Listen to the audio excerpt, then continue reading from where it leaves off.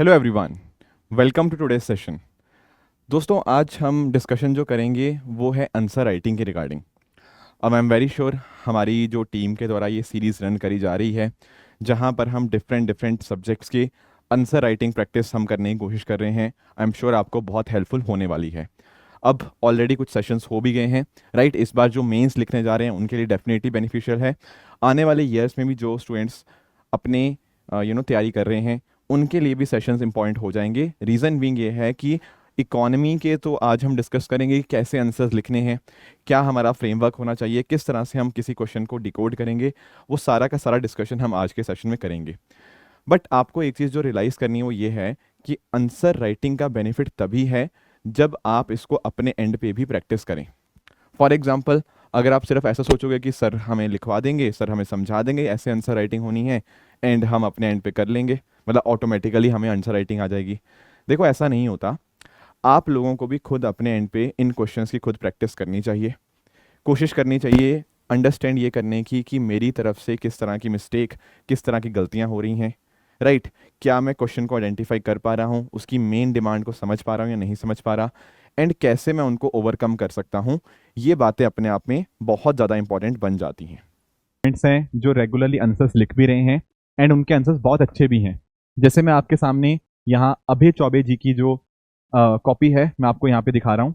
ठीक है, तो इन्होंने बहुत अच्छे ढंग से अपने आंसर्स लिखे हैं, बहुत अच्छे से पॉइंटर्स फॉर्म में आंसर को मेंशन किया है, जो मेन पॉइंट है उसको यहाँ पे अंडरलाइन किया है, ताकि जो एग्जामिनर का जो माइंड सेट है ना वो कहीं ना कहीं डायरेक्टली उसको हिट कर पाए। एंड इन्होंने काफ़ी अच्छे ढंग से जो क्वेश्चन की डिमांड है उसको फुलफिल भी किया है। तो अभय चौबे जी ने डेफिनेटली बहुत अच्छा लिखा है। एंड उसी तरह से अगर मैं बात करूं, यहाँ पर आपके सामने नीरज शर्मा जी की कॉपी है, तो इन्होंने भी काफ़ी अच्छे से अपने आंसर को लिखा है। तो आप सब लोग भी क्या कर सकते हैं, आप सब लोग भी यही इंश्योर करिएगा कि आप भी अपने एंड पे आंसर्स लिखें। उसके लिए हमारी टीम ने यहाँ पर ये टेलीग्राम ग्रुप भी बनाया हुआ है। तो ये जो टेलीग्राम ग्रुप है आप इसको ज्वाइन कर सकते हैं, वहाँ पर आप अपने आंसर्स लिख कर अपलोड कर सकते हैं। एंड साथ ही साथ जो सेशन में मैं और हमारे जो बाकी फैकल्टीज आपके साथ डिस्कशन करेंगे उसको भी आप अंडरस्टैंड कर सकते हैं। प्लस जो मॉडल आंसर्स होंगे वो भी यहाँ पर आपके साथ शेयर होंगे।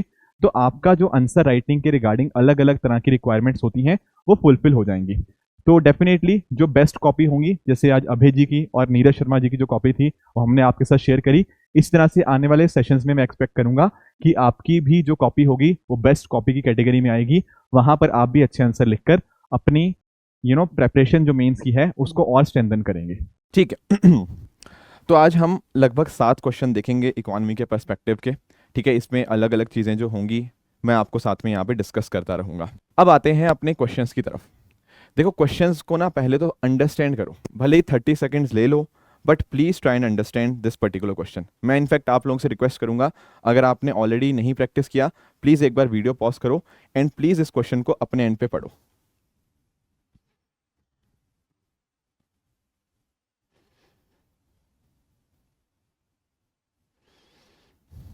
ठीक है, आई थिंक आप सबने इस क्वेश्चन को पढ़ लिया होगा। क्वेश्चन क्या कहता है, how does the traditional economic framework under value the contribution of the care economy. अब इस क्वेश्चन को आंसर करने के लिए आपको केयर इकोनॉमी का मीनिंग पता होना चाहिए। अगर आपको केयर इकोनॉमी का मीनिंग नहीं पता तो क्वेश्चन ये करना थोड़ा डिफिकल्ट है, राइट।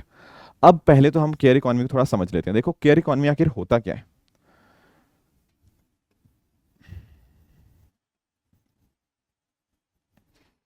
ऑलरेडी यूपीएससी में केयर इकोनॉमी के रिगार्डिंग क्वेश्चन भी आ चुका है, तो हमें इसका आइडिया होना चाहिए। केयर इकोनॉमी का मतलब ये होता है कि जैसे कुछ हमारा ऐसा वर्क जो कहीं ना कहीं बच्चों के ध्यान के लिए, एल्डरली के ध्यान के लिए, हम यहाँ पे जो चीज़ें अलग अलग चीज़ें होती हैं उनके physical, mental and social wellbeing के कॉन्टेक्स्ट में जो भी अलग अलग एक्टिविटीज़ आई वो केयर इकोनॉमी में हम इंक्लूड कर सकते हैं। अब केयर इकोनॉमी में कुछ अनपेड वर्क भी आता है, whereas on the other hand कुछ पेड वर्क भी हमें देखने को मिलता है। ठीक है, कुछ अनपेड वर्क भी है, कुछ पेड वर्क भी है। What does it mean? Unpaid का मतलब कुछ ऐसा काम जिसके लिए आपको एक्टिविटी के बदले आपको पैसा नहीं मिल रहा। जैसे फॉर एग्जांपल आपकी जैसे मदर होती है, इसमें ना एग्जांपल देना इंपॉर्टेंट है। जैसे आपकी मदर है, अब आपके लिए वो खाना बनाती हैं, बहुत सारे घर पे काम करती होंगी, उनको उनका कुछ चीज़ का पैसा नहीं मिलता, या फिर आपकी मदर लेट से, या मदर नहीं मतलब इन जनरल बाकी लोग भी, अगर आप अपने बुजुर्गों का ध्यान रखते हैं, ठीक है ना, तो वो आप करते हो, that is a part of care economy, but that is an unpaid work, ठीक है ना, उसके लिए बदले में कुछ यहाँ पे आपको पैसा नहीं मिल रहा। Whereas on the other hand कुछ पेड वर्क भी होता है, जैसे आप घर पे मेड वगैरह रखते हैं, राइट, या राइट, इसके अलावा आजकल एल्डरली पीपल के केयर के लिए अलग अलग सर्विसेज आती हैं, बच्चों का ध्यान रखने के लिए चाइल्ड केयर सर्विसेज वगैरह आप कई बार उनका पेमेंट करते हो, ठीक है, क्रच फैसिलिटीज़ वगैरह आपको देखने को मिलती हैं, तो वो सब आ जाती हैं पेड इकोनॉमी के अंदर। तो मेरा कहने का मतलब पता क्या है, केयर इकोनॉमी तो हमें अंडरस्टैंड हो चुका है कि हाँ केयर इकोनॉमी का मतलब क्या है, बट हमें ये बात पता होनी चाहिए कि care economy can be unpaid as well as paid, ठीक है, इसमें हो सकता है आपको किसी एक्टिविटी के लिए पैसा मिले, हो सकता है किसी एक्टिविटी के लिए पैसा ना मिले, ठीक है। इनके जो एग्जाम्पल मैंने आपको बताए हैं, प्लीज़ आपको अपने आंसर्स के अंदर उन एग्जाम्पल्स को इनकॉर्पोरेट करना चाहिए, ताकि एग्जामिनर को आप अच्छे से बता पाओ कि आपको इसका मीनिंग क्लियर है। ओके चलो, केयर इकोनॉमी का मीनिंग तो हमें पता है एंड हम इसको इंट्रोडक्शन में मेंशन भी कर सकते हैं, पर पॉइंट ये आता है कि ये क्या कह रहा है, ट्रेडिशनल इकोनॉमिक फ्रेमवर्क किस तरह से अंडर वैल्यू करता है इन पर्टिकुलर वर्क को, ठीक है, क्योंकि आप अंडरस्टैंड करो, अगर हम बात करते हैं आपकी केयर इकोनॉमी की ही, तो बहुत सारी चीज़ें हैं, मैं आपको समझाता हूँ कैसे अंडर वैल्यू किया जा रहा है। आपको ना जब भी अपना आंसर का मेन हेडिंग लिखना है, तो आप उसको पूरा लिखेंगे, मैंने जैसे यहाँ पे अंडर वैल्यू लिखा है, but you must write the complete line, what should be, ठीक है, ट्रेडिशनल इकोनॉमिक, ये जो बात लिखी हुई है ना यहाँ पे, आपको वही लाइन लिखनी है, ट्रेडिशनल इकोनॉमिक फ्रेमवर्क या ways in which traditional economic framework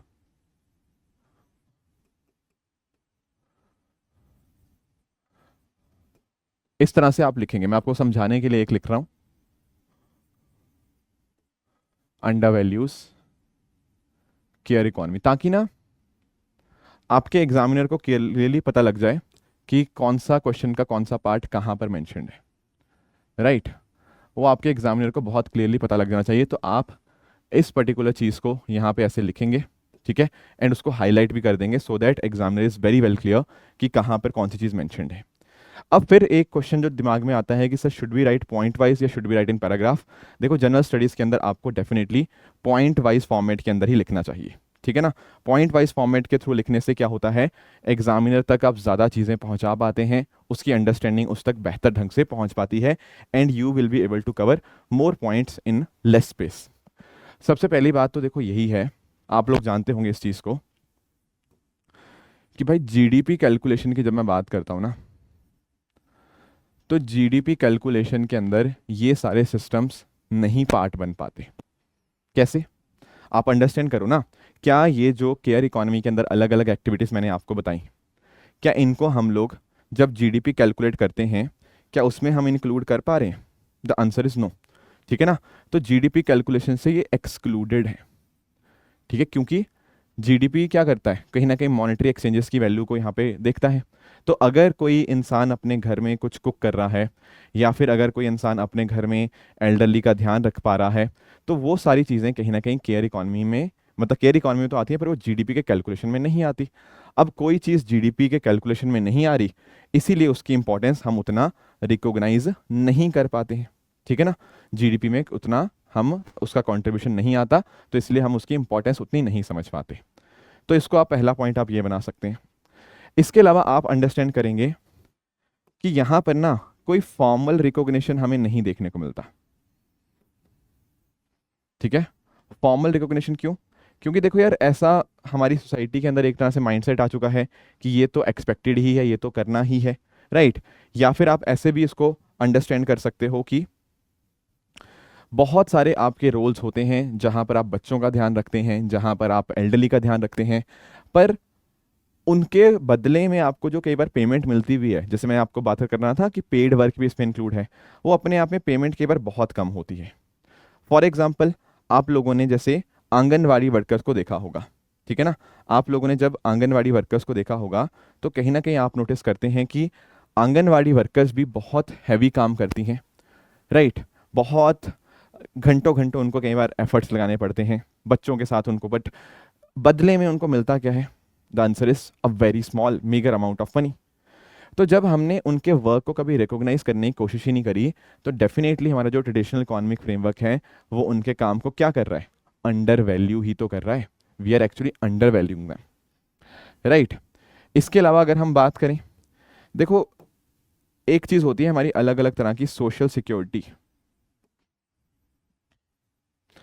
आप लोग नोटिस करते हो, चलो अनपेड तो अलग बात होगी, बट पेड इकोनॉमिक, अगर पेड केयर इकोनॉमी की भी बात करें, वहां पर भी आप नोटिस कर पाओगे कि सबको यहाँ पर पेंशन के बेनिफिट्स, ठीक है ना, जो हेल्थ केयर बेनिफिट्स होते हैं या बाकी इस तरह के जो बेनिफिट्स होते हैं वो यहाँ पे प्रोवाइड नहीं किए जाते। तो जब आपने इनको काम ही नहीं समझा, उसके साथ काम के साथ लिंक्ड अलग अलग जो चीज़ें थी आप वही नहीं प्रोवाइड कर पा रहे हो, तो सोशल सिक्योरिटी बेनिफिट्स का प्रोवाइड ना होना भी अपने आप में अंडर वैल्यू करता है। इसके अलावा और किस तरह से आप यहाँ पे इसको डिसाइफर कर सकते हो, देखो अभी ना रिसेंटली एक हमें डेटा देखने को मिला था कि भारत का केयर इकोनॉमी में इन्वेस्टमेंट बहुत ही कम है। ठीक है, भारत जो है ना वो less than 1% of GDP spend करता है इन केयर इकोनॉमी। ठीक है, इससे क्या हुआ, जब हम कहीं ना कहीं उसके ऊपर उतना पैसा ही नहीं खर्च करते तो we are ignoring its importance, हम उसकी इंपॉर्टेंस को एक तरह से इग्नोर कर रहे हैं। Plus at the same time ये एक सेक्टर वुमेन डोमिनेटेड है, आप इसको थोड़ा सोसाइटी के साथ भी लिंक कर सकते हो, क्योंकि आप अंडरस्टैंड करें कि ऐसा माना गया है कि ये कुछ लो पेइंग जॉब्स हैं, ठीक है, या फिर अगर हैं भी तो महिलाओं का इसी में इम्पोर्टेंस समझा गया है। ठीक है ना, तो अगर आप नोटिस कर पाओगे तो ऐसा बताया जाता है कि लगभग 92% महिलाएं ऐसी हैं, 92% वुमेन ऐसी हैं जो किसी ना किसी तरह का अनपेड डोमेस्टिक वर्क या अनपेड केयर इकोनॉमी का पार्ट बनती हैं, 92%। अब इसको आप कंपैरिजन करो जरा पुरुषों के साथ, अगर हम बात करेंगे मेल की तो ऐसा नहीं है कि मेल नहीं करते काम, पर the number is very small. आप इसको अंडरस्टैंड करें, ये 27% फॉर मैन देखने को मिल जाएगा। तो the variation is very very huge. Care economy का पार्ट है, दोनों हैं, महिलाएं भी हैं पुरुष भी हैं, पर जो महिलाओं की संख्या है वो अपने आप में बहुत ज़्यादा है अनपेड केयर के। जैसे आप लोग नोटिस करते हो ना, आप लोगों ने सोसाइटी में पिंक कॉलराइजेशन इफेक्ट के बारे में भी सुना होगा, तो कहीं ना कहीं सिमिलर चीज़ यहाँ पर भी है। जैसे हम कई बार बात करते हैं कि रिसेप्शनिस्ट की जॉब है तो वो तो महिला के लिए होगी, कोई स्कूल टीचर की जॉब है वो महिला के लिए होगी, एयर होस्टेस है वो भी महिला होंगी। इसी तरह से हमने जब कहीं ना कहीं अनपेड केयर इकोनॉमी की खासकर बात करी ना, तो वहाँ हमने ये समझा कि it should be a role of the women only. तो कहीं ना कहीं ये जो सारी चीज़ें हैं कि उनको उतना पेमेंट ना मिलना, उनके जो काम को रिकॉग्नाइज ना कर पाना, जीडीपी में उनको वर्क को इंक्लूड ना होना, ठीक है, उनको अलग अलग तरह के सोशल सिक्योरिटी बेनिफिट्स ना मिल पाना, ये सारे कहीं ना कहीं क्या दिखाते हैं, ये सारे कहीं ना कहीं ये दिखाते हैं कि भाई हमारे यहाँ पे केयर इकोनॉमी की उतनी हम वैल्यू नहीं करते, इट इज़ अंडर वैल्यूड। ठीक है ना, ट्रेडिशनल इकोनॉमिक स्ट्रक्चर इस तरह से हमारे इन चीज़ों को अंडर वैल्यू करते हैं। ठीक है, तो क्वेश्चन जो पूछ रहा था उसकी मेन डिमांड तो हमने यहाँ पे एड्रेस कर दी, और ये 10 मार्क का क्वेश्चन है, तो आप अंडरस्टैंड कर पाओगे कि मेन डिमांड हमने यहाँ पे आंसर कर दी है।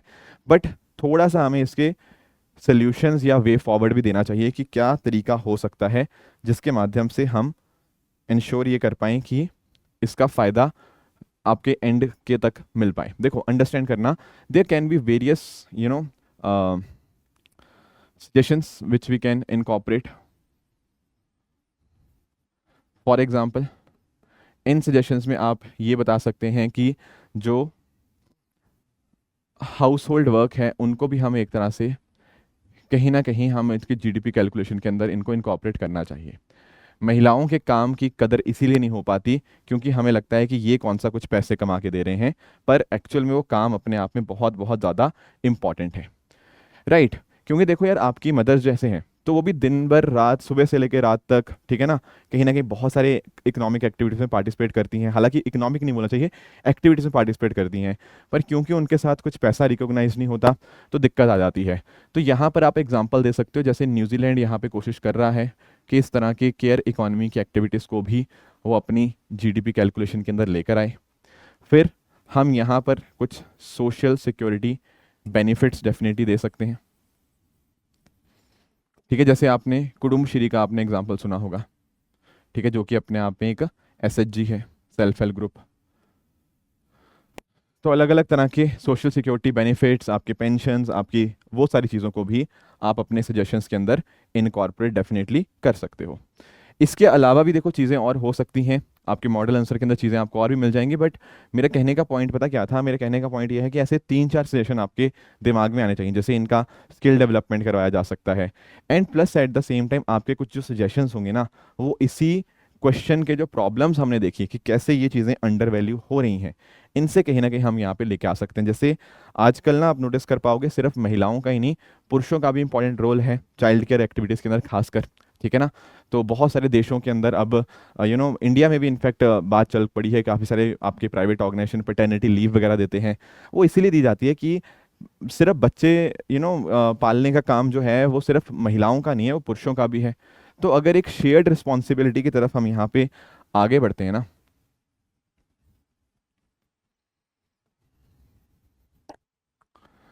तो हम यहाँ पे इस बात को एड्रेस कर पाएंगे कि दोनों की, महिलाओं की भी और पुरुषों की भी, दोनों का अपना अपना साथ में इनका रोल होगा इस पर्टिकुलर सेगमेंट के अंदर, and that is how we can ensure कि इस तरह की जो इश्यूज हैं या जो प्रॉब्लम्स हमें इस कॉन्टेक्स्ट में देखने को मिलती हैं, उनको हम यहाँ पे समझ पाएं।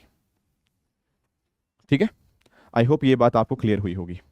अब इसका हल्का सा छोटा सा वे फॉरवर्ड भी लिख सकते हैं, पर आपको ना वे फॉरवर्ड में थोड़ा सा आपको सोसाइटी के साथ लिंकेज इसका दिखाना पड़ेगा। इसका रीज़न ये है कि अभी ना लोगों को अवेयरनेस ही नहीं है इसके बारे में, लोगों को पता ही नहीं है इस चीज़ के बारे में।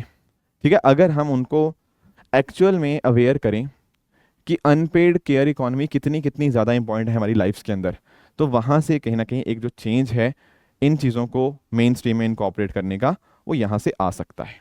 ठीक है, तो सबसे पहले तो अवेयरनेस की हमें डेफिनेटली बहुत ज़्यादा रिक्वायरमेंट देखने को मिल जाएगी। ऐसे ही आपका क्वेश्चन नंबर 2 है यहाँ पे, examine the role of household debt in the Indian economy, what implication does it have on financial stability. एक बार फिर से इस क्वेश्चन को पढ़ेंगे, ट्राई करेंगे कुछ पॉइंटर्स अपने दिमाग में निकालने की।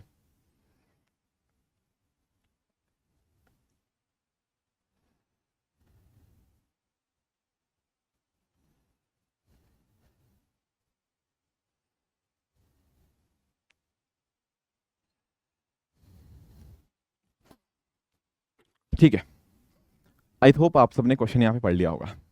क्या बात कर रहा है, role of household debt in Indian economy, और उसकी इम्प्लीकेशन क्या है इस बढ़ते हुए डेट की ऑन द फाइनेंशियल स्टेबिलिटी।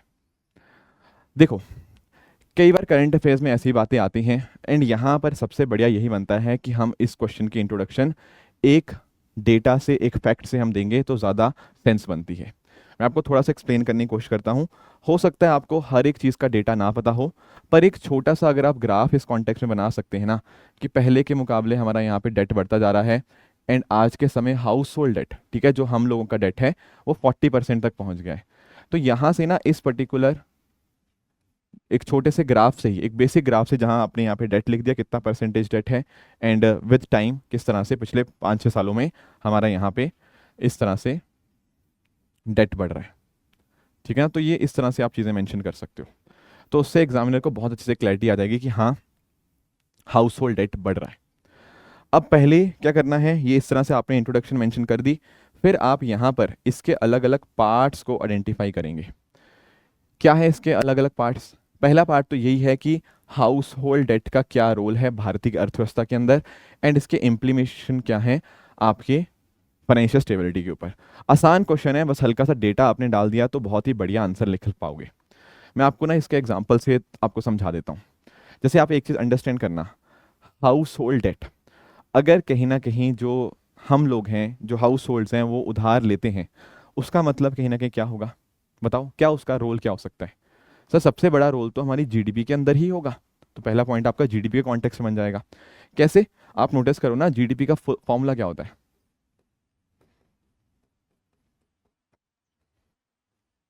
ठीक है, C plus I plus G plus N X, consumption expenditure, investment expenditure, government expenditure, net export, यही तो है। अब अगर आप नोटिस करेंगे कि अगर कहीं ना कहीं हाउस होल्ड डेट बढ़ रहा है, उससे कहीं ना कहीं लोगों के पास ज़्यादा पैसा है ना, लोगों की जेब तक ज़्यादा पैसा है, वो एक तरह से खर्चा ज़्यादा कर रहे हैं, उससे खर्चा ज़्यादा होगा, तो कहीं ना कहीं कंजम्पशन एक्सपेंडिचर बढ़ेगा, और कंजम्पशन एक्सपेंडिचर बढ़ेगा तो जीडीपी भी बढ़ती हुई देखने को मिलेगी। प्लस आप ये भी जानते हो कि हमारी जीडीपी में लगभग 60% जो कंट्रीब्यूशन है वो कंजम्पशन का ही है कि नहीं? कंजम्पशन एक्सपेंडिचर ही हमारा सबसे बड़ा है। इसीलिए तो इंडिया को क्या बोलते हैं, कंजम्पशन ड्रिवन इकोनॉमी के नाम से भी हम यहाँ पे जानते हैं। तो अगर हमारा हाउस होल्ड डेट बढ़ रहा है, जो कि एक्चुअल में बढ़ भी रहा है, उससे कहीं ना कहीं हमारा कंजम्पशन एक्सपेंडिचर बढ़ेगा, जिससे हमारी जीडीपी बढ़ती हुई देखने को मिल जाती है। तो हमारे जीडीपी को एक बूस्ट मिलेगा इससे। और आप खुद देखो ना यार, और क्या होता है डेट लेने से, और क्या क्या हमें रोल या उसका क्या फ़ायदा हमारी भारतीय अर्थव्यवस्था में होगा। देखो यार, जब आप लोन लेते हो बैंक से, मान लेते हैं, ठीक है, अब बैंक से आपने लोन लिया, कहीं ना कहीं यहाँ पर आपका साथ में क्या हो गया, यहाँ पर फाइनेंशियल इंक्लूजन आ चुका है। कैसे? आप लोग जानते होंगे, जैसे प्रधानमंत्री जनधन योजना की अगर हम बात करें, प्रधानमंत्री जनधन योजना के माध्यम से 50 करोड़ से भी ज़्यादा अकाउंट्स पिछले 10 साल में खोले गए हैं। तो जब इतने ज़्यादा अकाउंट्स खोले गए हैं प्रधानमंत्री जनधन योजना के माध्यम से, कहीं ना कहीं वो हमारे फॉर्मल इकोनॉमी का पार्ट बनते हैं। तो फाइनेंशियल इंक्लूजन होगा, आगे जाके सेविंग्स, पेंशन, है ना, और बहुत सारी चीज़ें हम यहाँ पे इंक्लूड उनको कर सकते हैं। बाकी डेट से कहीं ना कहीं आप जानते होंगे कि आपके बिजनेसेस के लिए बहुत बेनिफिशियल हो सकता है, क्योंकि जब बिजनेसेस इस तरह से लोन लेंगे, ठीक है, हालांकि हम थोड़ा हाउस होल्ड की तरफ रहेंगे, पर फिर भी बाकी और चीज़ों के कॉन्टेक्स्ट में भी, आप एग्रीकल्चर के कॉन्टेक्स्ट में इस चीज़ को समझ पाएंगे, ठीक है ना, हाउसिंग सेक्टर के कॉन्टेक्स्ट में समझ पाएंगे। तो there are different such sectors जो कहीं ना कहीं आपके डेट के कॉन्टेक्स्ट में आपके न्यूज़ में देखने को मिलते हैं, एंड डेट की वजह से ओवरऑल इकोनॉमी को यहाँ पर फ़ायदा होता है। तो ऐसे 5-6 पॉइंट्स आप यहाँ पे डेट के रोल के कॉन्टेक्स्ट में लिख सकते हो। फिर दूसरी बात ये आती है कि फाइनेंशियल स्टेबिलिटी के ऊपर इसका क्या इम्पैक्ट आता है। क्या स्टेबिलिटी इम्पैक्ट हो सकती है डेट से? देखो, एक चीज़ आप लोग समझना, जब हम बात करते हैं ना उधार की, तो उधार जो है वो एक सर्टेन लेवल तक ही सही रहता है, पर एक लेवल के ऊपर चला जाए तो अपने आप में खराब या घातक हो सकता है। फॉर एग्जाम्पल, जैसे बहुत सारे बिजनेसमैन भी बहुत बड़ा बड़ा लोन लेते हैं, तो एक है लोन का पर्पस एक्सपेंड करने का, पर अगर आपके ऊपर जो कर्जा है या जो आपने लोन लिया है, जो डेट है, वो एक लेवल से ऊपर बढ़ चुका है ना, तो उतना ही ज़्यादा इंस्टेबिलिटी वहाँ पर आ सकती है। अब इंस्टेबिलिटी किस कॉन्टेक्स्ट में? आप इंस्टेबिलिटी को इस तरह से अंडरस्टैंड करिएगा कि अगर लेट अस से कि बहुत सारे लोगों के ऊपर उधार है, तो स्टेबिलिटी इसलिए नहीं है क्योंकि नो वन नोस कि वो डेट रीपे हो पाएगा या नहीं हो पाएगा। जैसे विजय माल्या का ही आप केस देख सकते हो। तो जब डेट ज़रूरत से ज़्यादा बढ़ जाता है ना, उस केस में एनपीए बनने की संभावना बहुत ज़्यादा बढ़ जाती है, एंड उससे क्या होता है, फाइनेंशियल इंस्टेबिलिटी आ सकती है। अब एक बात और अंडरस्टैंड करना, ठीक है, जैसे मैंने आपको पीछे बताया कि डेट लेने से कहीं ना कहीं जीडीपी को बूस्ट मिलता है, पर एक काउंटर इसका हमारे पास रेफरेंस भी है। कैसे? फॉर एग्जाम्पल, जैसे मान लो मेरे ऊपर ना, मैं उधार लिए जा रहा हूँ, तो मेरे सर के ऊपर बहुत ज़्यादा उधार हो चुका है। अब जब सर के ऊपर बहुत ज़्यादा उधार हो गया तो उसको रीपे भी करना पड़ेगा, बिल्कुल। तो एक्चुअल में अगर मैं इतनी सैलरी कमा रहा था ना, इसका अच्छा खासा पोर्शन तो अब मुझे डेट को रीपे करने में ही जा रहा है, तो मेरे पास बचा बहुत ही कम। अब जब मेरे पास बहुत ही कम बचा पैसा, तो उस केस में क्या होगा, मैं ज़्यादा पैसा खर्च नहीं कर पाऊंगा। ज़्यादा खर्च नहीं कर पाऊंगा तो उससे कहीं ना कहीं हमारी जो इकोनॉमी है, जो अर्थव्यवस्था है, उसको एक बहुत बड़ा झटका लग सकता है। तो इससे क्या होता है ना, आपकी सेविंग्स कम हो सकती है, सेविंग्स कम होंगी और इकोनॉमी के ऊपर नेगेटिव इम्पैक्ट भी आ सकता है। लोग उतना ज़्यादा खर्चा नहीं करेंगे, and that is how it can also have an impact on the financial instability, right. तो ये कुछ बातें थी जो आपको यहाँ पे क्लियरली आइडेंटिफाई होनी चाहिए with regards to the household debt. Clear है यहाँ तक? ठीक है। अगला हमारे सामने जो क्वेश्चन है वो है लैंड रिफॉर्म्स के ऊपर। प्लीज़ एक बार क्वेश्चन को आप यहाँ पे पढ़िएगा, ठीक है, please take 1 minute to read this question.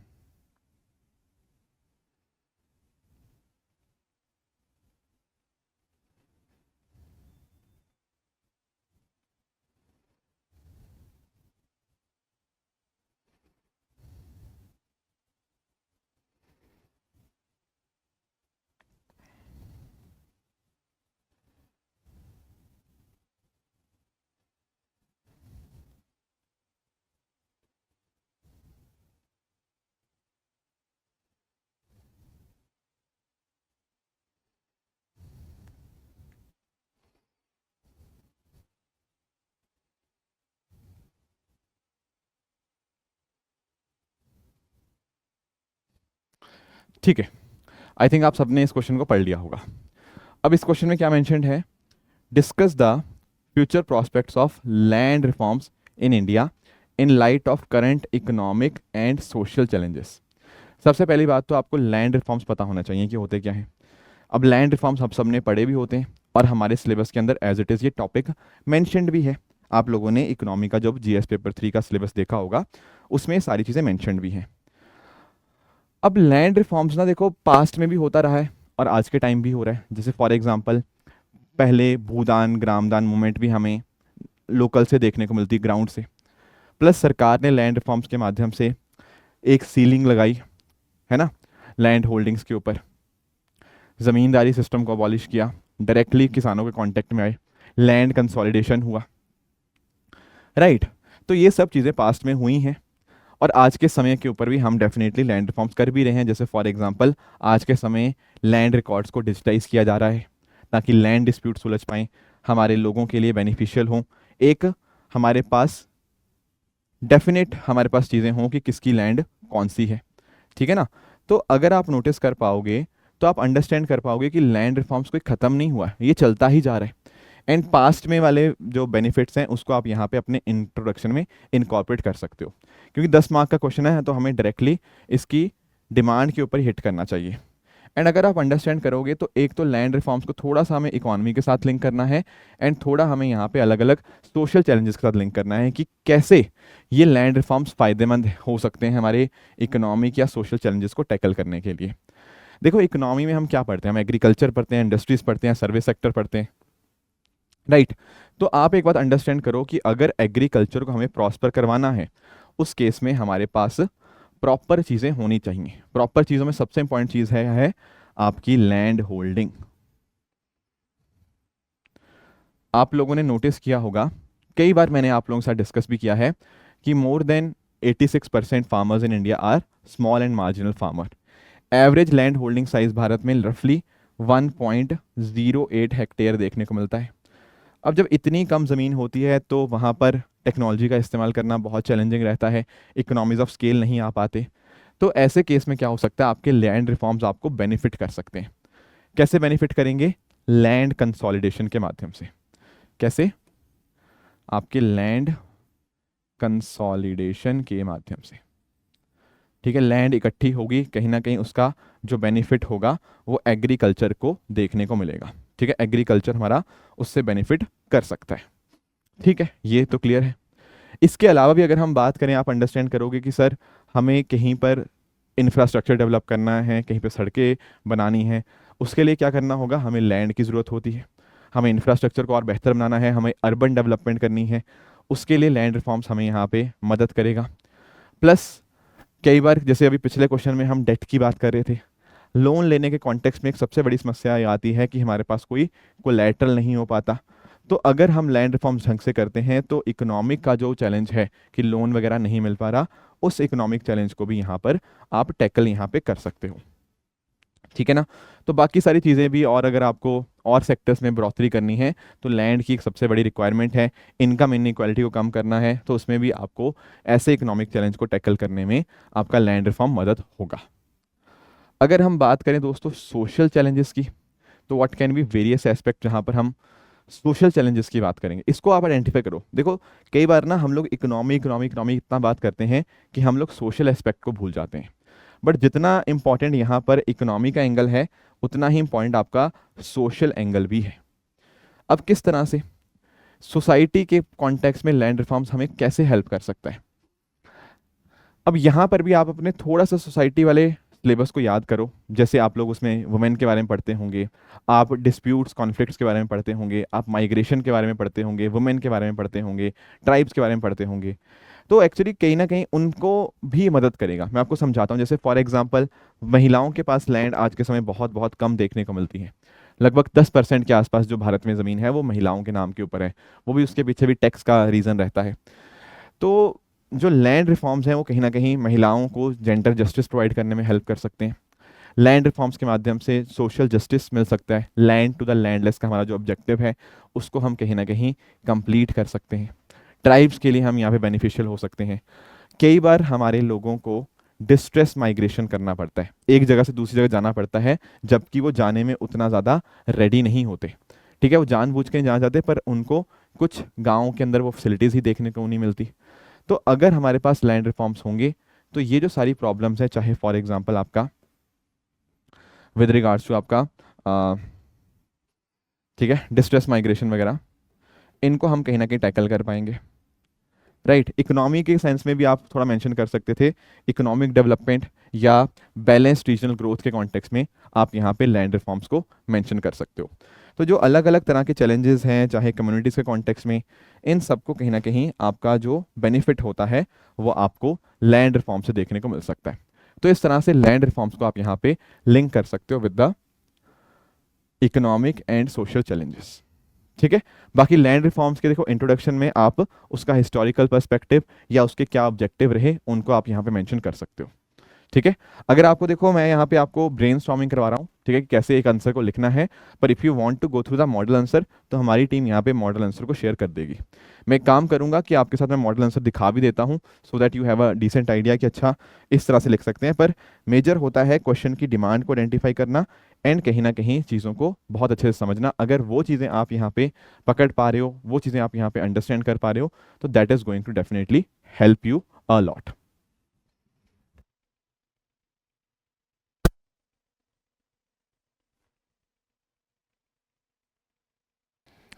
ठीक है, तो आगे बढ़ते हैं नेक्स्ट क्वेश्चन की तरफ। नेक्स्ट क्वेश्चन यहाँ पर हमारे सामने है क्वेश्चन नंबर 4। 1 मिनट इसको लो एंड इसको एक बार अंडरस्टैंड करने की कोशिश करो कि आखिर इस क्वेश्चन का मतलब क्या है। प्लीज़ एक बार इसको पढ़ो।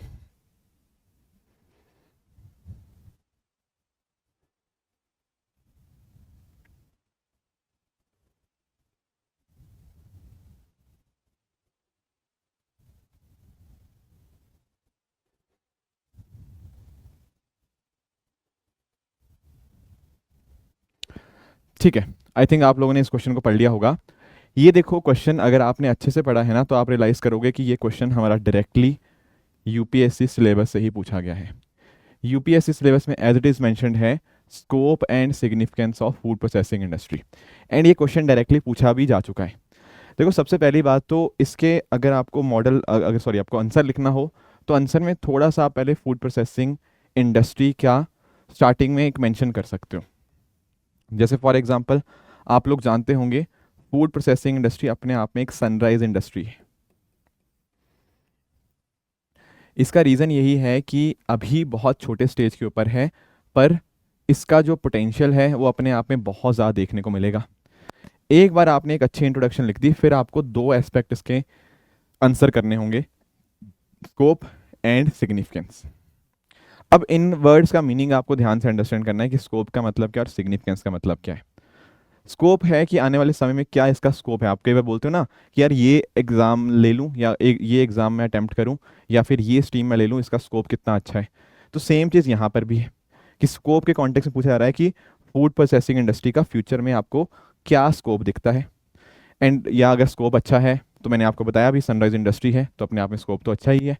एंड दूसरा सिग्निफिकेंस, थोड़ा सा मैं आपको इसमें हेल्प करता हूँ मॉडल आंसर के माध्यम से ही, सो दैट मैं आपको यहाँ पे ब्रेनस्टॉर्मिंग भी करवा पाऊँ एंड आपको आइडिया भी लगे कैसा एक आंसर लिखा जाता है। जैसे फॉर एग्जांपल यहाँ पर एक तरीका हो सकता है, आप यहाँ पे थोड़ा डेफिनेशन बेस्ड इंट्रोडक्शन लिख सकते हो कि फूड प्रोसेसिंग का आपने बता दिया कि कैसे वैल्यू एडिशन इस पर्टिकुलर प्रोसेस में किया जाता है, कैसे आपकी प्राइमरी प्रोसेसिंग हो सकती है या हाई एंड पैकेज्ड फूड्स आपको देखने को मिल जाते हैं। प्लस आपको ध्यान में ये रखना है कि आप इसमें कुछ एग्जाम्पल्स का इस्तेमाल करेंगे। ठीक है, कोई भी एग्जाम्पल आपको जो ठीक लगे, चाहे वो फ्रूट जूसेस का हो, चाहे वो आपके लेज वगैरह जैसे चिप्स वगैरह होते हैं उनकी बात हो, या फिर आपका मिल्क वगैरह बटर वगैरह इनकी भी प्रोसेसिंग करी जाती है, तो कोई भी आप इस तरह से एग्जाम्पल मेंशन कर सकते हो। उसके बाद आपको आ जाना अपने स्कोप के ऊपर। आप खुद एक बार आइडेंटिफाई करने की कोशिश करो कि क्या लगता है क्यों है इसका स्कोप। इसका रीज़न पता क्या, आप अंडरस्टैंड करो। सबसे इंपॉर्टेंट बात आपको यहाँ पे देखने को मिलेगी कि हमारा जो आजकल डेमोग्राफिक है वो बहुत चेंज आ रहा है। कैसे चेंज आ रहा है, आप अंडरस्टैंड इस बात से करो कि यार भारत देश में आजकल युवा पॉपुलेशन बहुत ज़्यादा है, कहीं ना कहीं जो अर्बन एरियाज़ में पॉपुलेशन रह रही है वो बहुत ज़्यादा है, प्लस लाइफस्टाइल हमारा थोड़ा सा वैसा बन चुका है, राइट, बिजी लाइफस्टाइल है हमारा। तो उस केस में उतना ज़्यादा फ्रेश चीज़ों की तरफ हम यहाँ पे नहीं भाग पाते, एंड हमें कहीं ना कहीं रेडी टू कुक मील्स हो गया, इस तरह की चीज़ें हमें ज़्यादा उनके ऊपर डिपेंडेंट रहना पड़ता है। अब इतना लाइफस्टाइल इतना ज़्यादा हेक्टिक हो चुका है कि जिस वजह से ये चीज़ें हमें यहाँ पे इनकी तरफ मूव ऑन करना पड़ रहा है। प्लस तो डिमांड भी बढ़ रही है कहीं ना कहीं, जैसे जैसे न्यूक्लियर फैमिलीज आई हैं तब से भी हम नोटिस करने वाले हैं कि ये जो पैकेज्ड फूड्स हैं ना, इनकी डिमांड कंसिस्टेंटली हमें बढ़ती हुई यहाँ पे देखने को मिल रही है। बाकी साथ में अगर हम बात करें, भारत में आपको फ्रूट्स एंड वेजिटेबल अच्छी मात्रा में देखने को मिलते हैं। India is the second largest producer of fruits and vegetables. अब इतने बड़े मात्रा में हम इनको प्रोड्यूस करते हैं, कहीं ना कहीं ये कहाँ जाएंगे, आगे आपके इंडस्ट्रीज़ में जाएंगे। तो फूड प्रोसेसिंग इंडस्ट्री के लिए रॉ मटेरियल का काम आपको यहाँ से देखने को मिल जाएगा। ये सारा स्कोप ही है, ठीक है ना। इसके अलावा सरकार ने 100% FDI using automatic route, through automatic route यहाँ पर अलाउ कर रखा है। अब आराम से हमने चीज़ें कर रखी हैं, हमारी जो स्कीम्स हैं, चाहे वो प्रधानमंत्री किसान संपदा हो, मेगा फूड पार्क्स जो हम बना रहे हैं जिसके माध्यम से हमने प्रोसेसिंग क्लस्टर्स वगैरह को यहाँ पे डेवलप किया है, ठीक है ना, ताकि बड़े स्केल के ऊपर हम यहाँ पे फूड प्रोसेसिंग कर पाएँ, उन्होंने हमारी यहाँ पे मदद करी है। तो कहने का मतलब ये है कि डिमांड सेगमेंट में यहाँ पे कोई दिक्कत हमें नहीं देखने को मिल रही, सरकार की भी मदद है। तो डेफिनेटली यहाँ पर हम एक्सपेक्ट ये कर सकते हैं कि ये जो अपने आप में इंडस्ट्री है ये और आगे प्रॉस्पर करेगी। But on the other hand अगर हम बात करें ना, इसके सिग्निफिकेंस भी उतना ही इंपॉर्टेंट है, क्योंकि आप अंडरस्टैंड करो इससे महत्वता क्या है, इससे फ़ायदा क्या है। ये चीज़ें तो आपको डायरेक्टली आपको आनी चाहिए। जैसे फॉर एग्जांपल आप नोटिस करते हो कि एग्रीकल्चर में डिस्गाइज्ड अनएम्प्लॉयमेंट है, ज़रूरत से ज़्यादा लोग एग्रीकल्चर में काम कर रहे हैं। अगर जो एक्स्ट्रा लोग हैं जो यहाँ पे एग्रीकल्चर में काम कर रहे हैं, अगर हमने उनको शिफ्ट करके हमने अपनी इंडस्ट्री की तरफ डाल दिया, डोंट यू थिंक ये डिस्गाइज्ड एम्प्लॉयमेंट की, अनएम्प्लॉयमेंट की समस्या रिजॉल्व होगी? यस। प्लस यहाँ पे एक्स्ट्रा लोगों को रोजगार मिलेगा, उससे हमारी जीडीपी बढ़ेगी। बिल्कुल। नीति आयोग की आपकी एक रिपोर्ट बोलती है कि 90,000 करोड़ रुपए से भी ज़्यादा लॉस हो जाता है हर साल because of post harvest losses, चाहे वो स्टोरेज हो, चाहे वो आपका ट्रांसपोर्टेशन हो, बाकी सब चीज़ों के कॉन्टेक्स्ट में। अब आप नोटिस करेंगे बहुत सारी हमारी पेरिशेबल आइटम्स होती हैं, जैसे टमाटर हो गया। अब टमाटर कुछ दिन में सड़ जाते हैं, पर अगर हम बात करें हमारी टमाटो केचप की, जो सॉस हम उससे बनाते हैं, वो बहुत लंबे टाइम तक यहाँ पे उसकी लाइफ उसकी बहुत लंबी होती है, शेल्फ लाइफ उसकी काफ़ी ज़्यादा देखने को मिलती है। तो कहने का मतलब है कि अगर पोस्ट हार्वेस्ट लॉसेस कम करने हैं, उसमें भी हमें यहाँ पे फूड प्रोसेसिंग इंडस्ट्री मदद करेगा, किसानों की इनकम बढ़िया हो पाएगी। क्योंकि अभी ना किसान कहीं ना कहीं एमएसपी पे डिपेंडेंट है, पर अगर मान लीजिए भारत देश में फूड प्रोसेसिंग बेहतर होती है, तो किसान सिर्फ और सिर्फ राइस और वीट ही नहीं बल्कि और अन्य प्रकार की फसलें भी उगाएगा। तो उससे आपको देश में क्रॉप डाइवर्सिफिकेशन भी देखने को मिलेगा, मिट्टी की जो गुणवत्ता है वो भी अपने आप में बढ़ती हुई देखने को मिलेगी, क्योंकि सिर्फ आप कुछ फसलें नहीं लगा रहे, अब आप डिफरेंट डिफरेंट चीज़ों को यहाँ पे अपने यहाँ पे उगा रहे हो, तो वो बेनिफिट होगा, ठीक है। न्यूट्रिशन और फूड सिक्योरिटी बनेगी, क्योंकि आप नोटिस कर पाओगे, जैसे आपने सुना होगा चावल में आपने विटामिन ए डाल दिया, ठीक है, वो फोर्टिफिकेशन बोलते हैं उसको। नमक में आपने आयोडीन डाल दिया, आयोडीन युक्त नमक। ये सारी चीज़ें क्या है, ये फोर्टिफिकेशन है, ये भी वैल्यू एडिशन ही है। तो फूड प्रोसेसिंग के अंदर ये भी आता है। तो जो केसेस आते हैं ना हमारे देश में हिडन हंगर के, कि लोगों तक खाना तो पहुंच रहा है पर वो पौष्टिक खाना है या नहीं, तो पौष्टिकता जो है खानों की वो यहाँ से हम मेंटेन कर सकते हैं। सिमिलरली रूरल एरियाज का विकास होगा, क्योंकि ज़्यादातर आपकी ये जो फैक्ट्रीज लगेंगी कहाँ पर लगेंगी, रूरल एरियाज़ के अंदर। तो बैलेंस रीजन ग्रोथ के अंदर भी आपको यहाँ पे फूड प्रोसेसिंग इंडस्ट्री आपके लिए मददगार हो जाता है। तो क्लियरली ये सारे एग्जांपल ये दिखाते हैं कि हमें यहाँ पे फूड प्रोसेसिंग इंडस्ट्री से बेहतर हम होंगे। एंड कैसे हमारे पास क्या क्या स्कीम्स हैं आप उनका मेंशन कर सकते हो अपने जो कंक्लूजन के अंदर, वो आपको एक अच्छा कंक्लूजन लाने में आपकी हेल्प करेंगे। तो that is how you can sum up this particular question. Easy question है, ऐसे क्वेश्चन अगर आए तो आपको अच्छे से अटैम्प्ट डेफिनेटली करने चाहिए, ठीक है। आगे आते हैं, इसको पढ़ो एक बार, क्वेश्चन नंबर 5 को। क्वेश्चन नंबर 5 आप लोग एक बार पढ़ेंगे, take 1 minute to understand the question, फिर हम इसको डिस्कस करते हैं।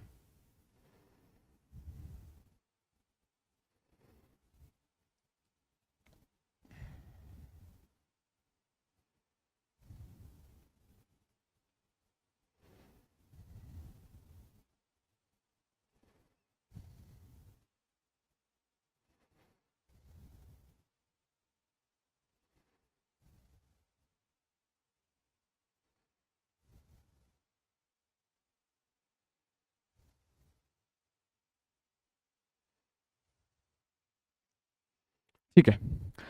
आई थिंक ये क्वेश्चन आपके लिए आसान होगा, खासकर तब अगर आपने यूपीएससी के पीवाईक्यूज अटेम्प्ट कर रखे होंगे, क्योंकि पास्ट में भी हमारी जो एमएसएमईज हैं, micro small and medium enterprise के ऊपर क्वेश्चन आ चुके हैं।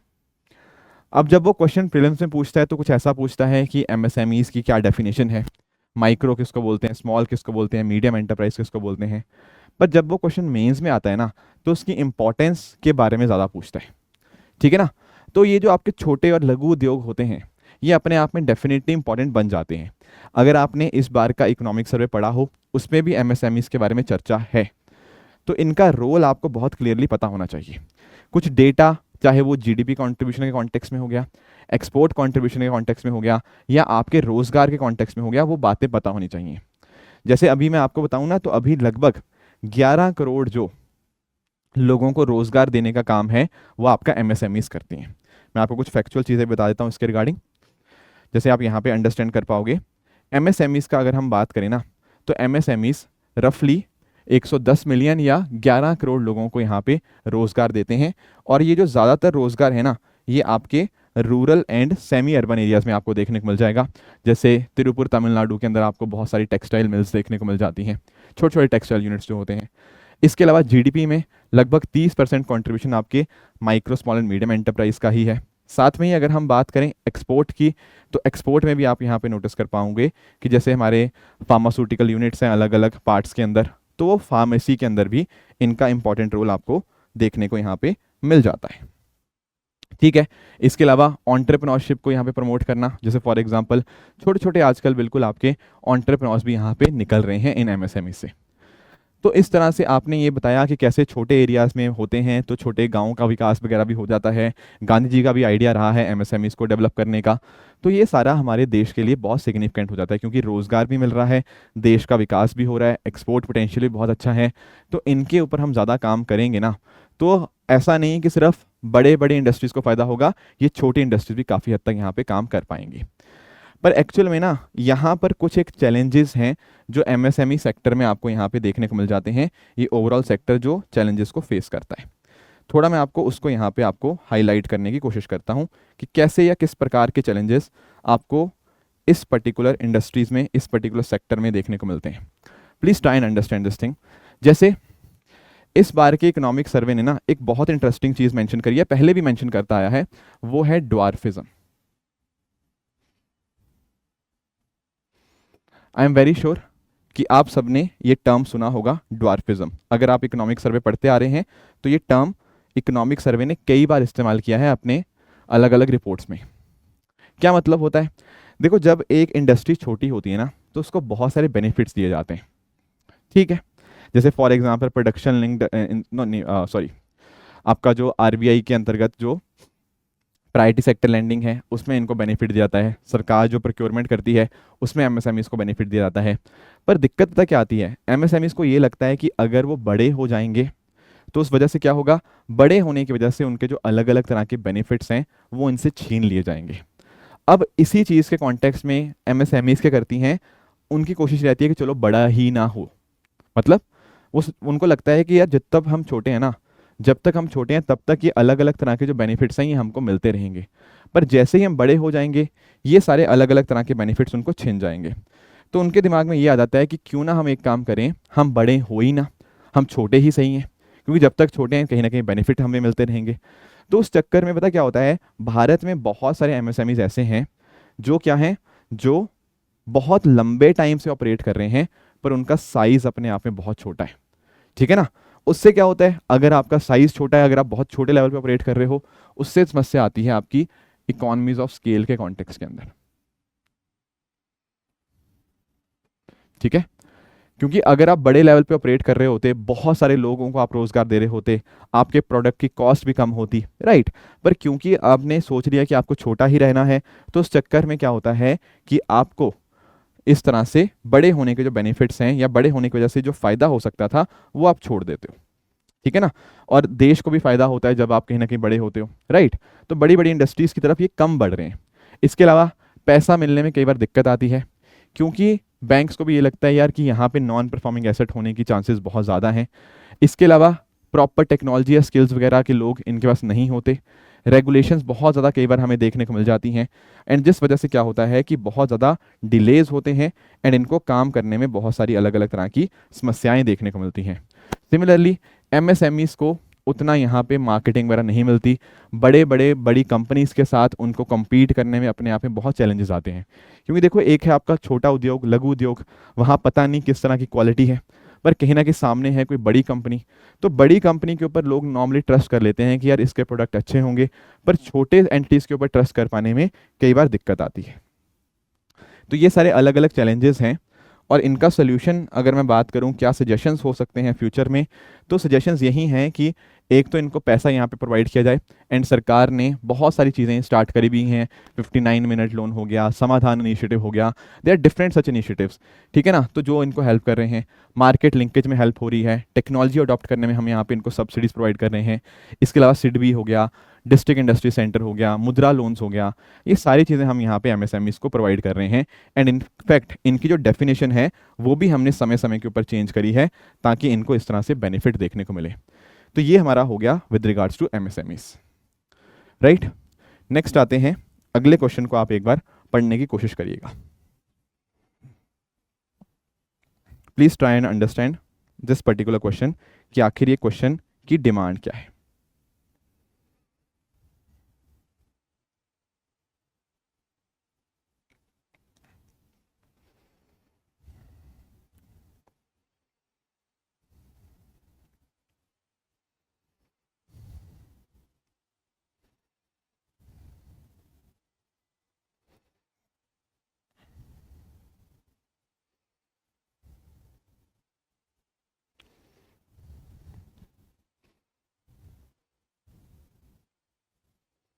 ठीक है, आई थिंक आप सबने इस क्वेश्चन को पढ़ लिया होगा। क्वेश्चन क्या पूछ रहा है, टेक्नोलॉजिकल डेवलपमेंट्स या advancements are changing employment patterns. Word ध्यान से अंडरस्टैंड करना, रोजगार के पैटर्न्स टेक्नोलॉजी के एडवांसमेंट से बदल रहे हैं। इन इम्पैक्ट्स को आप एग्जामिन कीजिए एंड आप वेज प्रपोज कीजिए कि कैसे आप हमारी जो वर्क फोर्स को रेडी कर सकते हैं इस जो नई नई जॉब मार्केट आपको देखने को मिल रही है। देखो, एक्चुअल में ना इकोनॉमिक सर्वे ने भी ये चीज़ मेंशन करी है, जैसे आर्टिफिशियल इंटेलिजेंस के कॉन्टेक्स्ट के अंदर, कि कैसे एआई और बाकी जो चीज़ें हैं, इंटरनेट ऑफ थिंग्स हो गया, आजकल तो चैट जीपीटी वगैरह आ रहा है, राइट, रोबोटिक्स है, तो इन सब से कहीं ना कहीं कैसे आपके देश में जो एम्प्लॉयमेंट पैटर्न्स हैं उनमें क्या बदलाव आया है, एंड कैसे हम अपनी वर्कफोर्स को रेडी कर सकते हैं आने वाले समय के अंदर कि इस तरह की जो चीज़ें हैं उनके लिए पूरी तरह से वो रेडी हो पाए। अब इसमें ना आप जितने बढ़िया एग्जाम्पल्स लिखेंगे, कुछ कंपनीज के एग्जाम्पल लिखेंगे जिन्होंने इस सेंस में अच्छा काम किया है, वो आपको उतना ज़्यादा हेल्प करेगा अपने आंसर को डाइवर्स बनाने के लिए। मैं आपको कुछ हेल्प करता हूँ। जैसे सबसे पहली चीज़ तो आप मेंशन कर सकते हो अपनी कुछ टेक्नोलॉजीज़ के बारे में, जैसे 5G, artificial intelligence, internet of things, ये रोबोटिक्स, इन सब चीज़ों के आने से क्या हुआ है, डेफिनेटली आपका जो एम्प्लॉयमेंट पैटर्न है वो बदला है। पर आपको अब इसके पास डायरेक्टली आ जाना चाहिए कि पैटर्न आखिर बदला किस तरह से, क्या क्या चीज़ें हैं, कैसे कैसे क्या क्या अलग अलग टेक्नोलॉजीज़ ने क्या इम्पैक्ट आया है, उस पर आप ध्यान दीजिएगा। यहाँ पर ना आपके सामने एक टेबल है। अब ये सारा शायद टेबल आपके लिए दे पाना पॉसिबल नहीं है एग्जाम के पर्सपेक्टिव में, बट आप यहाँ पे अंडरस्टैंड करो कि सबसे पहली चीज़ तो आप यहाँ पे नोटिस कर पाओगे कि मैन्युफैक्चरिंग में चेंजेस बहुत आए, जैसे एआई के आने से, रोबोटिक्स के आने से चीज़ें बदल गई हैं। आप समझ पा रहे हो, जैसे यहाँ मारुति सुजुकी का एग्जांपल लिखा हो, आप कोई भी कंपनी आपको जो ऐसा लगता है कि जिसने टेक्नोलॉजी का बड़े स्तर के ऊपर इस्तेमाल किया है, आपकी ऑटोमोबाइल कंपनी से तो बहुत बड़े लेवल के ऊपर किया है, no doubt about it, but उसी तरह से आपके एग्रीकल्चर में भी एआई का इस्तेमाल है आजकल। हमने जब ई टेक्नोलॉजी वाला टॉपिक डिस्कस किया, वहाँ पे हमने देखा कि किस तरह से आर्टिफिशियल इंटेलिजेंस के माध्यम से हम मार्केट लिंकेज को स्ट्रॉन्ग कर सकते हैं। इरिगेशन हो गया, पेस्ट कंट्रोल हो गया, एंड इवन आपका जो लाइफ स्टॉक वाला सेगमेंट है उसमें भी हम एआई का यहाँ पे इस्तेमाल करते हैं, तो इसमें बदलाव हुआ। टूरिज्म के अंदर आपका ब्लॉकचेन का आपका इस्तेमाल होता है, ठीक है ना। सिमिलरली फिनटेक रेवोल्यूशन जो आई है, डिजिटल पेमेंट, ब्लॉकचेन, इन्होंने आजकल चेंज कर दिया। जैसे आप नोटिस करते हो ना, फ़ोन के ऊपर आप चीज़ें कर देते हो, ठीक है ना, आजकल आप वर्क फ्रॉम होम फैसिलिटीज़ आपको यहाँ पे मिल जाएंगी हैं। तो ये एम्प्लॉयमेंट पैटर्न ही तो चेंज हुआ है कि पहले लोगों की जगह एक तो मशीन्स आ गई हैं, एक तो ये चीज़ है, प्लस जिस तरह से हम काम करने का तरीका था, वो काम करने का तरीका भी काफ़ी ज़्यादा बदल गया है पहले के मुकाबले, राइट। तो ये सारे अलग अलग शिफ्ट या अलग अलग चेंजेस आए हैं, एंड इसका इम्पैक्ट क्या हुआ है, डेफिनेटली देखो, अब ना कहीं अगर किसी इंसान के पास अच्छे स्किल्स नहीं है ना, तो उसके लिए इस इंडस्ट्री में रह पाना बहुत मुश्किल है। रीज़न उसका यही है, देखो मैं आपको एग्जांपल देता हूँ, जैसे अगर आपको भी कई बार कुछ अच्छा कंटेंट चाहिए होता है, तो आप लोग भी चैट जीपीटी का इस्तेमाल कर लेते हो। हाँ, बहुत सारे इश्यूज हैं उसके अंदर, नो डाउट अबाउट इट, पर कई बार हमें लगता है यार ये तो बहुत बढ़िया लिख रहा है। तो कई बार ना चैट जीपीटी ने भी कई अलग अलग तरह के ऐसे रोल्स हैं जिनको एक तरह से पूरी तरह से ख़त्म ही कर दिया है। उसी तरह से अगर हम बात करें, हमारे पास जैसे चैट बॉट्स होते हैं, ठीक है ना। जैसे पहले क्या होता था कि अगर आपको कोई कंप्लेंट करनी होती थी, तो आप कहीं अपना मैसेज टाइप करते थे, सामने एक पर्सन होता था, वो आपके मैसेज का रिप्लाई करता था। आज के समय के ऊपर चैट बॉट्स आ गए हैं उसकी जगह के ऊपर। ये चैट बॉट्स ने एक तरह से ह्यूमन को रिप्लेस कर दिया है काफ़ी सारी सेक्टर्स में, ठीक है। उसके अलावा अगर हम बात करें, स्किल गैप हमें यहाँ पे देखने को मिलता है। एक्चुअली ना पता क्या होता है इस कॉन्टेक्स्ट में, कई बार हम लोग सुनते हैं, क्या सुनते हैं, हम लोग सुनते हैं कि यार कंपनी वाले कह रहे होते हैं कि हमारे पास अच्छे वर्कर्स नहीं है, हमारे पास we are not getting good workers. और लोगों का कहना होता है यार हमें नौकरी नहीं मिल रही, मार्केट में कोई जॉब ही नहीं है। How is this possible? कंपनियां चाहती हैं अच्छे लोगों को सिलेक्ट करना, और यहाँ पे लोग कह रहे हैं मार्केट में नौकरियां ही नहीं है। Actually there is a mismatch. Mismatch किस चीज़ के अंदर? किस तरह की नौकरियां मार्केट में अवेलेबल हैं, and at the same time किस कॉन्टेक्स्ट में या लोगों के पास किस तरह के स्किल्स हैं। अगर दोनों में मिसमैच रहेगा तो दिक्कत तो आएगी ही आएगी। बाकी इसके अलावा आप नोटिस कर पाओगे, रूरल एरियाज़ में अभी भी इंफ्रास्ट्रक्चर अच्छा नहीं है, बट अर्बन एरियाज़ के अंदर आपको इंफ्रास्ट्रक्चर अच्छा देखने को मिलता है। तो ये भी इसका एक इम्पैक्ट ही हुआ, ठीक है। गिग इकॉनमी हमें बढ़ती हुई देखने को मिल रही है आज के समय के ऊपर, ठीक है। उबर हो गया, ओला हो गया, अर्बन क्लैप हो गया, ये सब कहीं ना कहीं नए नए तरह की इंप्लॉयमेंट हमें यहाँ पे जनरेट होती हुई देखने को मिली है। तो बहुत सारी नौकरियाँ ऐसी हैं जो बदल गई हैं रूप उनका, बहुत सारी नौकरियाँ ऐसी हैं जो चली गई हैं, but at the same time बहुत सारी नौकरियाँ ऐसी हैं जो नई तरह की यहाँ पे हमारे सामने निकल कर आई हैं। अब यहाँ पर इंपॉर्टेंट पता क्या बन जाता है, यहाँ पर इंपॉर्टेंट ये बन जाता है कि हम अपने आप को रेडी करें। अब देखो, आप ये नहीं कह सकते कि टेक्नोलॉजी का इस्तेमाल करो ही ना, नो। टेक्नोलॉजी तो आज के समय के ऊपर ज़रूरत बन चुकी है। तो कहीं ना कहीं हमें ही अपने आप को रेडी करना होगा, हमें ही अपने वर्कफोर्स को पूरी तरह से प्रिपेयर करना होगा, ताकि वो रेडी रहें कोई भी तरह का टैकल करने के लिए चैलेंज को। जैसे हमारी सरकार प्रधानमंत्री कौशल विकास योजना के माध्यम से AI, internet of things, robotics में आपको डेवलप कर रही है। इसके अलावा इंडस्ट्री एकेडमिया कोलैबोरेशन, मैंने आपको जो बताया ना, आपके कॉलेज में पढ़ाया कुछ और जा रहा है, एंड कहीं ना कहीं वो जो स्किल्स आपकी मार्केट को चाहिए वो बिल्कुल अलग होते हैं। अगर दोनों में आपने कोलैबोरेशन ला दिया, तो कहीं ना कहीं बच्चे अब अपने कॉलेजेस के अंदर वही सब चीज़ें सीखेंगे। ऑनलाइन लर्निंग प्लेटफॉर्म्स आपको देखने को मिल जाएंगे, गवर्नमेंट इंसेंटिव्स हैं, सॉफ्ट स्किल्स के ऊपर फोकस किया जा रहा है, ताकि हम आने वाले समय के अंदर क्या कर पाएँ, लोगों को बेहतर ढंग से हम स्किल्स दे पाएँ, ठीक है। एक और क्वेश्चन हमें डिस्कस करना है, वो है क्वेश्चन नंबर 7। इसको आप एक बार पढ़ो, ट्राई करो अंडरस्टैंड करने की क्या इस क्वेश्चन की डिमांड है, फिर अकॉर्डिंगली हम इसको डिस्कस करते हैं।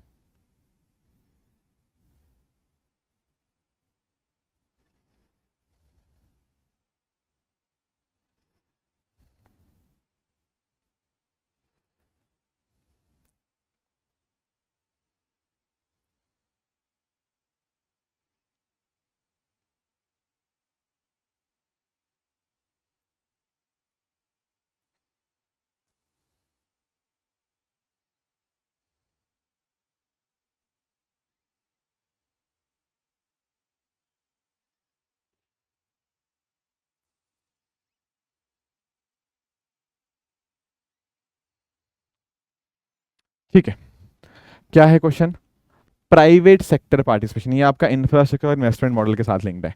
Private sector participation has significantly transformed India's aviation sector. यहाँ मेजर बात हो रही है आपके एविएशन सेक्टर की। Discuss the benefit and limitation of public private partnership in airport development and suggest suitable method to address the challenges. देखो, ये वाली बातें तो हम अपने स्टैटिक में पढ़ते ही हैं, ठीक है। ये भी डायरेक्ट क्वेश्चन है। जैसे for example public private partnership जब भी कभी होती है, चाहे वो एविएशन में हो, कहीं पर भी हो, सबसे बड़ी दिक्कत पता क्या आती है कि आपने क्या सही ढंग से डॉक्यूमेंटेशन किया है, रिस्क का, रिसोर्सेज का, ठीक है, रिस्पॉन्सिबिलिटीज का, एंड रिवॉर्ड्स का। आप इन 4R का इस्तेमाल कर सकते हो अपने आंसर के अंदर, कि रिसोर्सेज कैसे इकट्ठे किए जाएंगे, किसकी जिम्मेदारी है रिसोर्सेज इकट्ठे करने की, फिर किसकी क्या क्या जिम्मेदारियां हैं, what are the responsibilities, right, risk किसको बियर करने होंगे, एंड रिवॉर्ड्स कैसे शेयर होंगे। राइट। अब आप लोग जानते होंगे कि जब भी हम बात करते हैं ना इंफ्रास्ट्रक्चर सेक्टर के डेवलपमेंट की, उसमें आपका फाइनेंस रिस्क हो सकता है, पैसा कहाँ से आएगा, ठीक है ना। कमर्शियल रिस्क हो सकता है कि पैसा कहाँ से जनरेट हो पाएगा, उतना कमाई हो पाएगी नहीं हो पाएगी। आपका ऑपरेशन एंड मेंटेनेंस का रिस्क होता है और कंस्ट्रक्शन रिस्क होता है, राइट। अब पब्लिक प्राइवेट पार्टनरशिप की जरूरत इसीलिए पड़ती है क्योंकि आप अंडरस्टैंड करो कि सरकार के पास ना उतना पैसा होता है हर चीज़ के लिए, राइट, ना उतनी शायद हो सकता है टेक्नोलॉजी हो, ना एफिशिएंसी हो। तो कहीं ना कहीं इसलिए प्राइवेट सेक्टर को साथ में लाया जाता है ताकि ये सब इश्यूज को हम मैनेज कर पाएं, दोनों साथ में मिलकर कहीं ना कहीं चीज़ें कर पाएं। और उसके अलग अलग मॉडल्स भी आपने पढ़े होंगे, पर वो सब तो चलो इसकी इंपॉर्टेंस हम यहाँ पे समझ जाएंगे कि कैसे बेनिफिट्स हैं। बट हमें यहाँ पे ना थोड़ा एविएशन सेक्टर के कॉन्टेक्स्ट में ये चीज़ों को हमें अंडरस्टैंड करना होगा। आप यहाँ पे अंडरस्टैंड करिए कि जैसे भारत के एविएशन सेक्टर की अगर हम बात करें ना, तो भारत की कोशिश ये है कि हमारे जो ऑपरेशनल एयरपोर्ट्स हैं वो डबल हो जाएंगे, लगभग 300 हो जाएंगे बाय 2047, जब हम आज़ादी के 100 वर्ष मना रहे होंगे। उस समय भारत देश में लगभग 300 के आसपास ऑपरेशनल एयरपोर्ट्स आपको देखने को मिल जाएंगे, ठीक है। और पब्लिक प्राइवेट पार्टनरशिप बहुत हेल्प करेगी इसके अंदर, और भारत आज के समय के ऊपर दुनिया की तीसरी सबसे बड़ी डोमेस्टिक एविएशन मार्केट है। बाकी प्राइवेट सेक्टर ने कैसे हेल्प किया है, जैसे मैंने आपको बताया, एफिशिएंसी को बढ़ा दिया। प्राइवेट सेक्टर का रोल ही आपका एफिशिएंसी कॉन्टेक्स्ट में होता है। तो जैसे यहाँ पे एग्जांपल लिखे हुए हैं, इंदिरा गांधी इंटरनेशनल एयरपोर्ट जो कि जीएमआर ग्रुप यहाँ पे देखता है, उसने एफिशिएंसी को डेफिनेटली बढ़ाया है। फिर पैसेंजर का एक्सपीरियंस बढ़ गया है, ठीक है। जब कहीं ना कहीं प्राइवेट सेक्टर आएगा, कुछ मॉडर्न चीज़ें लेकर आएगा, तो छत्रपति शिवाजी महाराज इंटरनेशनल एयरपोर्ट में तो वहाँ पर आपको लग्जूरियस लाउंजेस देखने को मिल जाएंगे। इन्वेस्टमेंट बढ़ा है, सरकार के पास हर बार उतना पैसा नहीं होता, तो इन्वेस्टमेंट आया है। जैसे आपका अडानी ग्रुप आप यहाँ पे देख सकते हो, उसने काफ़ी सारा पैसा यहाँ पे इन्वेस्ट किया है। फिर नॉन एरोनॉटिकल रेवेन्यू, कि सिर्फ रेवेन्यू आपका उड़ान से नहीं, उसके अलावा भी चीज़ों से आ सकता है। जैसे फॉर एग्जांपल एयरपोर्ट्स के ऊपर प्रीमियम डाइनिंग, ठीक है, जो लोग खाना खाते हैं, डिनर करते हैं, वो काफ़ी एक्सपेंसिव होता है। शॉपिंग वगैरह का चीज़ें हो गया, तो ये सब चीज़ें भी कहीं ना कहीं रेवेन्यू लाती है। इससे रेवेन्यू ओवरऑल हमारा इंप्रूव होता हुआ देखने को मिला है। ग्लोबल कनेक्टिविटी इंप्रूव हुई है, जैसे आपका कैंपेगौड़ा इंटरनेशनल एयरपोर्ट आपको बेंगलुरु में देखने को मिल जाएगा, ठीक है। तो कहने का पॉइंट ये है कि प्राइवेट प्लेयर के आने से फ़ायदा ही हुआ है इस ओवरऑल सेक्टर को, पर कहीं ना कहीं प्राइवेट सेक्टर से नुकसान भी होता है। क्योंकि आप नोटिस कर पाओगे, जब सरकार कोई चीज़ प्रोवाइड करती है, उसका ध्यान कहीं ना कहीं लोगों तक चीज़ें पहुंचाने का होता है, पर प्राइवेट सेक्टर प्रॉफिट मोटिव के ओरिएंटेशन से काम करता है। दैट इज़ वाई पैसेंजर्स के लिए कॉस्ट बढ़ जाती है, जॉब रिडक्शंस हो जाती हैं, ठीक है। क्योंकि जब प्राइवेट सेक्टर आएगा, कहीं ना कहीं कोशिश फिर से प्रॉफिट के ऊपर होगी, उसके लिए कम लोगों से जितना ज़्यादा हम यहाँ पे आउटपुट निकलवा पाएँ, that is the focus. Regulations में कई बार दिक्कतें आ जाती हैं, क्योंकि जब साथ में मिलकर काम करते हैं, कैसे चीज़ें रेगुलेट होंगी, राइट। एंड इसके अलावा अगर हम बात करें, प्राइवेट सेक्टर का फोकस शायद ऐसे एरियाज़ के ऊपर होगा जो अपने आप में बहुत बढ़िया सिटीज़ में है, दिल्ली में है, बेंगलुरु में है, मुंबई में है। टीयर 2 टीयर 3 सिटीज़ के एयरपोर्ट्स के ऊपर किसी का ध्यान ही नहीं जाएगा। Plus at the same time कई बार हमने जहाँ पे एयरपोर्ट्स बनाए हैं, उससे कहीं ना कहीं एनवायरनमेंट को नुकसान हुआ है। जैसे for example Navi Mumbai international airport, काफ़ी सारे इकोसिस्टम के ऊपर जो उसका इम्पैक्ट है उसको देखने को मिलता है। तो इन द एंड सोल्यूशन यही है कि भाई रेगुलेशंस को हम यहाँ पे ठीक करें, प्राइवेट प्लेयर को इन्वॉल्व करें, but at the same time हम यहाँ पे एनवायरनमेंट का ध्यान भी दें। सरकार की डिफरेंट डिफरेंट स्कीम्स भी हैं, जैसे उड़ान 5.0 हमने यहाँ पे लेकर आई है, इसीलिए लेकर आई है ताकि उड़े देश का आम नागरिक जो हमारा विजन है उसको हम यहाँ पे अचीव कर पाएँ, ठीक है।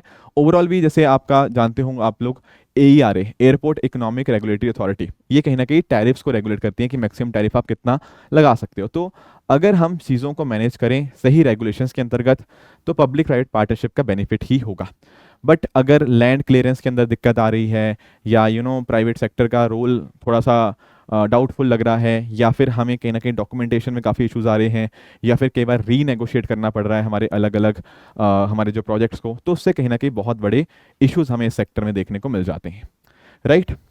तो ये था हमारा आज का डिस्कशन। ये टोटल 7 क्वेश्चंस थे जो हमें यहाँ पे डिस्कस करने थे, ठीक है ना। तो ये सारे मॉडल आंसर्स भी आपके साथ शेयर कर दिए जाएंगे, हमारी टीम आपको यहाँ पे शेयर कर दी जाएगी।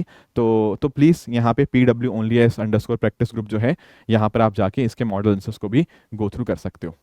तो मेंस में अच्छा आंसर लिखने का यही तरीका है कि आप उस क्वेश्चन की डिमांड को समझें, उनके साथ जहाँ पर पॉसिबल अच्छे एग्जाम्पल, अच्छे डेटा पॉइंट्स आप अपने आंसर में इनकॉर्पोरेट करें, ताकि एग्जाम में आप अच्छे यहाँ पे मार्क्स लेकर आ पाएँ, ठीक है ना। बाकी प्रैक्टिस खूब करिए ताकि टाइम मैनेजमेंट भी अच्छा हो, ऐसा नहीं करना कि बहुत ज़्यादा टाइम लगा दिया एक आंसर को लिखने के अंदर, तो उसका भी आपको ध्यान रखना होगा। अगर आप इन सब चीज़ों को मैनेज करते हैं तो I am very sure mains में आप काफ़ी अच्छा स्कोर यहाँ पे करेंगे। ठीक है दोस्तों, तो all the very best, thank you so much for joining, all the best.